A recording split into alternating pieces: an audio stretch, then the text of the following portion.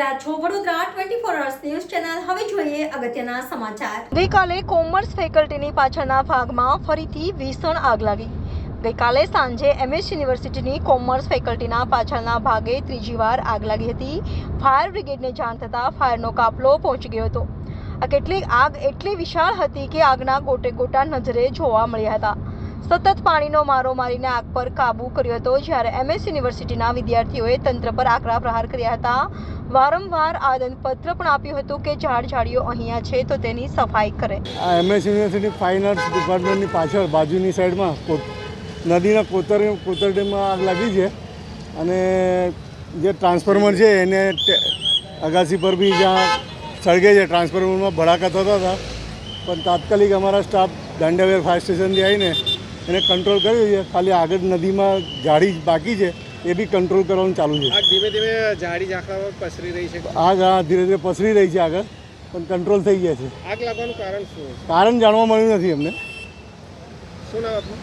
મારું નામ જમાદાર રવિન્દ્ર કદમ। એવું તમે જોઈ શકો છો, ફેકલ્ટી ઓફ કોમર્સ ઝેરોક્સ સેન્ટરની પાછળ આજે આગ લાગવાની જે ઘટના બની છે તે ખૂબ નિંદનીય છે। આ ઘટના ત્રીજી વખત થઈ છે જેવું આપણે ધ્યાનમાં આવી રહ્યું છે। યુનિવર્સિટી પ્રશાસન એક બાજુ કચરાનો ઢગલો પડ્યો છે, તેમાં આગ લાગે છે, તો તેનો જવાબદાર કોણ છે?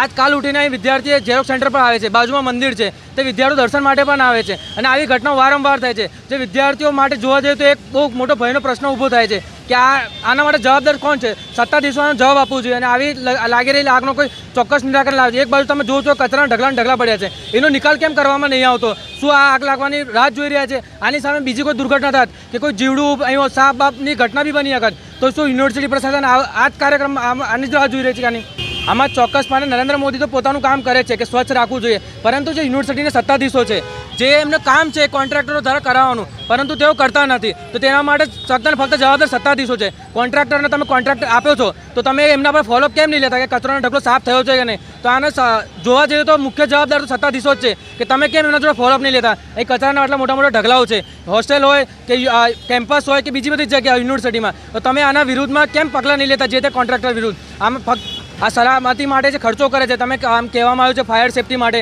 પણ ફેકલ્ટીઓમાં તમે જોશો તો અમુક ફેકલ્ટીઓમાં ફાયર સેફ્ટીના સાધનો બી નથી। તો યુનિવર્સિટી ખાલી વિદ્યાર્થી જોડે પૈસા લે છે અને ફાયર સેફ્ટીના નામે અને સેફ્ટી મોટી વાતો કરે છે, પરંતુ સેફ્ટીના કોઈ પગલાં લેવામાં આવતા નથી। આટલો મોટો કચરાનો ઢગલો પડ્યો છે, આમાં આગ લાગે છે, બાજુમાં એક લાઇટનું મીટર છે, ત્યાં આગ લાગે છે, શોર્ટ સર્કિટ ત્યાં કોઈ વિદ્યાર્થીને કોઈ નુકસાન થાય તો એનો જવાબદાર કોણ થાય? ફક્ત યુનિવર્સિટી પ્રશાસન પૈસા લેવામાં રાખે છે, પરંતુ તેની સામે ફેસિલિટી પ્રોવાઈડ કરવાની હોય, એ સેફ્ટી હોય કે કોઈ બી હોય, તો તેની માટે પાછળ રહે છે। તેની માટે યુનિવર્સિટી પ્રશાસન ફક્ત ને ફક્ત જવાબદાર છે, તેના આના માટે જવાબ આપવો જ જોઈએ।